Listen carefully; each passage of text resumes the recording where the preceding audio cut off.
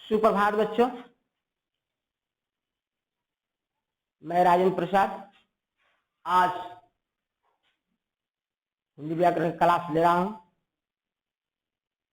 कल अर्थात आज के पहले शब्द रचना में परिभाषा एवं भेद बताए हैं। भेद में कुछ बाकी रह गया, उसके बारे में जानिए। कल अनुकरणवाचक शब्द के बारे में बताए थे। प्राकृतिक रूप से या वास्तविक पदार्थ या वस्तु के आवाज के आधार पर शब्दों का निर्माण जो होता है उसको कहते हैं अनुकरणवाचक। ललखाना, धोखाधड़ी आदि। इसमें विवक्षा भी होता है, एक ही शब्द को दोहराना, धड़ाधड़, धूम धड़का, भीड़ भाड़ आदि। अब इसके बाद चौथे नंबर पर आता है तद्भव। ये उद्गम की दृष्टि से भेद किया जा रहा है, जिसमें तत्सम, अर्थ तत्सम, अनुकरणवाचक के बारे में बता चुके हैं। अब चौथा में तद्भव शब्द पर हम विचार करेंगे, इसके बारे में व्याख्या करते हैं। आप समझें, ध्यान से सुने, याद करें। संस्कृत या प्रकृति से विकृत होकर हिंदी में आने वाले शब्दों को तद्भव शब्द कहते हैं। विकृत होकर मतलब रूप परिवर्तित करके। उदाहरण स्वरूप है, जैसे तत्सम में हुआ अग्नि और प्रकृत, इससे बदला रूप अग्नि,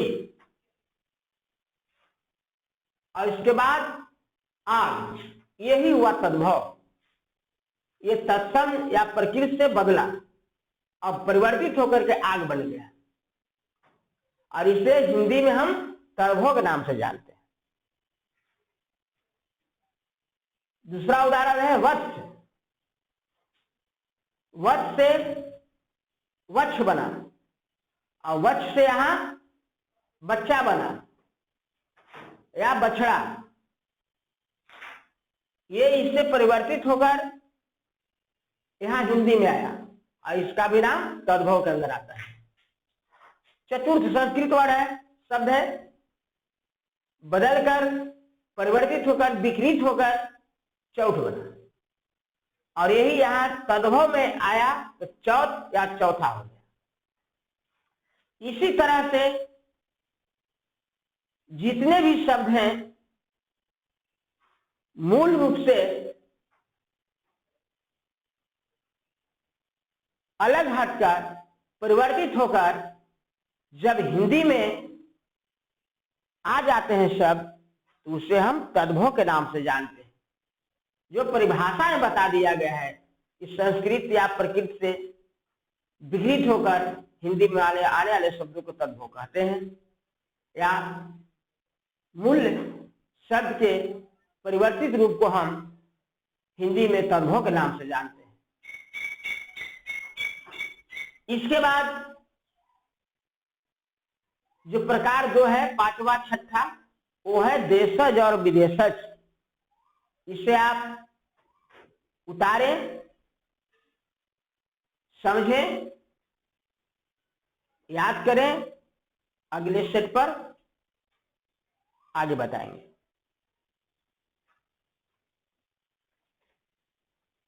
अब आपको शब्दों को भेद में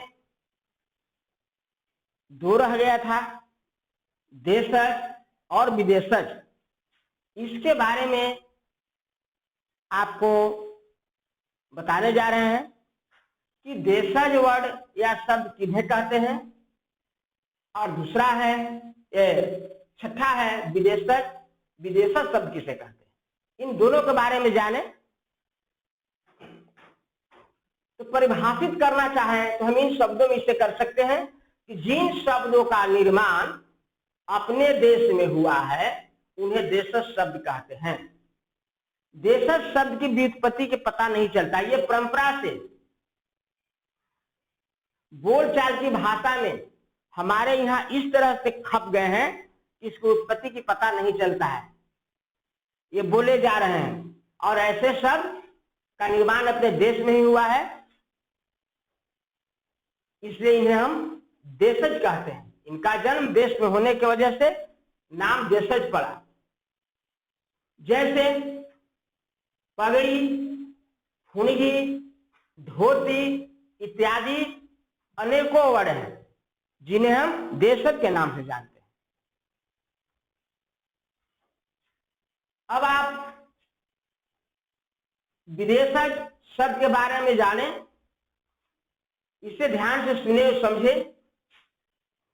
शब्द से ही पता चलता है कि वैसे शब्द जिनका जन्म अपने देश में न हुआ बल्कि दूसरे देश में हुआ है, यानी विदेशी भाषा से हिंदी में इस तरह से खप गए हैं, उसको हम चाह के भी अलग नहीं कर सकते, उन्हें विदेशज शब्द कहते हैं। थोड़े शब्दों में यदि हम परिभाषित करना चाहें, परिभाषा देना चाहें, तो हम इन शब्दों में परिभाषा दे सकते हैं कि विदेशी भाषा से हिंदी में आने वाले शब्दों को विदेशज शब्द कहते हैं।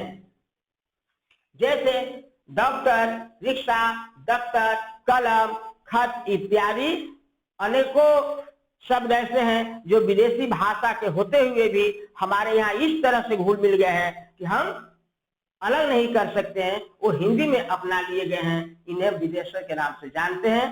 ठीक है बच्चों, इसके बाद शब्द के भेद जो बताएंगे अब तीसरे दृष्टि से बताएंगे। पहला अर्थ की दृष्टि से बताए थे, दूसरा उद्गम की दृष्टि से, अब तीसरा आपको जो बताने वाले हैं आगे बताएंगे, और इसे आप नोट करें, पढ़ें और याद करें। ठीक, धन्यवाद।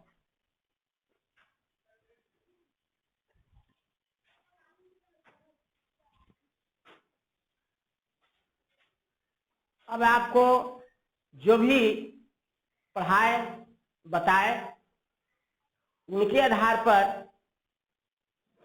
कुछ गृह कार्य आपको दे रहे हैं, जिसे ध्यान से पढ़ेंगे, समझेंगे और पूरा करेंगे। वो गृह कार्य देखिए आप बोर्ड पर है। गृह कार्य तत्सम, तद्भव, देशज, विदेशज तथा अनुकरणवाचक शब्दों के 10-10 उदाहरण दीजिए। इस तरह से पहला पर तत्सम, दूसरे पर तद्भव और तीसरे नंबर पर देशज, चौथे पर विदेशज और अंत में अनुकरणवाचक शब्द लिखेंगे और सबका 10-10 उदाहरण साइड में देंगे और पूरा करेंगे। आपको इसे देखा जाएगा, परखा जाएगा, जांचा जाएगा कि कितना आप पढ़ाया गया है उसे धारण कर रहे हैं, जेहन में रख रहे हैं। ठीक है, धन्यवाद।